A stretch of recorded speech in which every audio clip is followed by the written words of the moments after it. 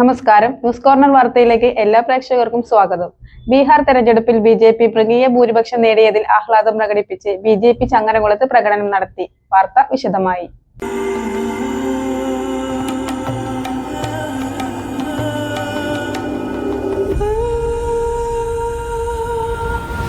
ചരിത്ര Vivah bridal collections by shopping weddings.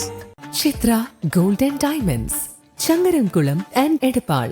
Sunrise hospital, care beyond cure. Bihar തെരഞ്ഞെടുപ്പിൽ BJP മൃഗീയ ഭൂരിപക്ഷം നേടിയതിൽ ആഹ്ലാദം പ്രകടിപ്പിച്ച് ബിജെപി ചങ്ങരംകുളത്ത് പ്രകടനം നടത്തി.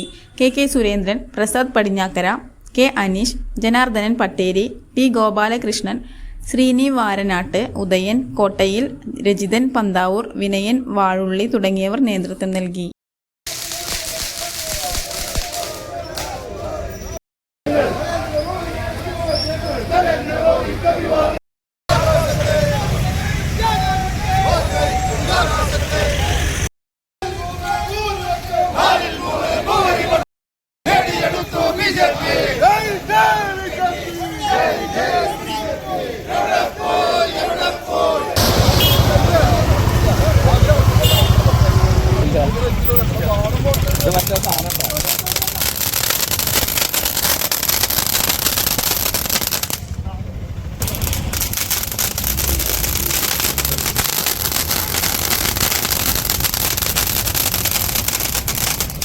വളരെ പ്രധാനപ്പെട്ട ഒരു തെരഞ്ഞെടുപ്പാണ്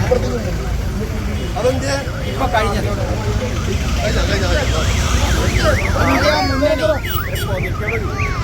ഇന്ത്യ മുന്നണിയുടെ ഐക്യത്തോടു കൂടിയുള്ള ഒരു പോരാട്ടമായിരുന്നു ഇത് എന്നാണ് ഇന്ത്യ മുന്നണിയുടെ നേതാക്കൾ അവകാശപ്പെട്ടത്. രാഹുൽ ഗാന്ധി വ്യാപകമായി ബീഹാറിനെ കേന്ദ്രീകരിച്ചുകൊണ്ട് വോട്ട് ചോരി യാത്ര നടത്തി. രാജ്യത്തെ ജനങ്ങളെ തെറ്റിദ്ധരിപ്പിച്ചു കള്ളപ്രചരണം നടത്തി. ആ കള്ളപ്രചരണങ്ങളെ ബീഹാറിലെ ജനത ഒറ്റക്കെട്ടായി തള്ളിക്കളഞ്ഞ് ഇന്ത്യയിൽ ഇന്ത്യൻ നാഷണൽ കോൺഗ്രസ് എന്ന പ്രസ്ഥാനത്തിന്റെ പ്രസക്തി തന്നെ നഷ്ടപ്പെടുന്ന ഒരു തെരഞ്ഞെടുപ്പായി ഇത് മാറി. ഇന്ത്യയിൽ കോൺഗ്രസിന്റെ പ്രസക്തി നഷ്ടപ്പെട്ടിരിക്കുന്നു. ഇന്ത്യ മുന്നണി എന്ന് പറയുന്ന മുന്നണി രാജ്യത്തെ ഒരു കടലാസ് സംഘടനയാണെന്ന് തെളിയിക്കപ്പെട്ടിരിക്കുന്നു. രാജ്യത്തെ നരേന്ദ്രമോദി സർക്കാരിന്റെ വികസനം, നിതീഷ് കുമാർ സർക്കാരിന്റെ വികസനം, ആ വികസന കാഴ്ചപ്പാടിനെ ജനങ്ങൾ അംഗീകരിച്ചിരിക്കുന്നു. രാജ്യത്ത് വേണ്ടത് വികസനമാണ്. അതുകൊണ്ടാണ് 4 ടേം പൂർത്തിയാക്കിയ നിതീഷ് കുമാറിനെ തന്നെ മുഖ്യമന്ത്രിയാക്കിക്കൊണ്ട് ബീഹാറിൽ ഈ തെരഞ്ഞെടുപ്പ് നടന്നിരിക്കുന്നത്. ബിജെപി ഏറ്റവും വലിയ കക്ഷിയായി മാറിയിരിക്കുന്നു. ബീഹാറിലെ CPM എന്ന് പറയുന്ന കക്ഷി ഇല്ലാതായി മാറി. CPI എന്ന് പറയുന്ന കക്ഷി ഇല്ലാതായി മാറി.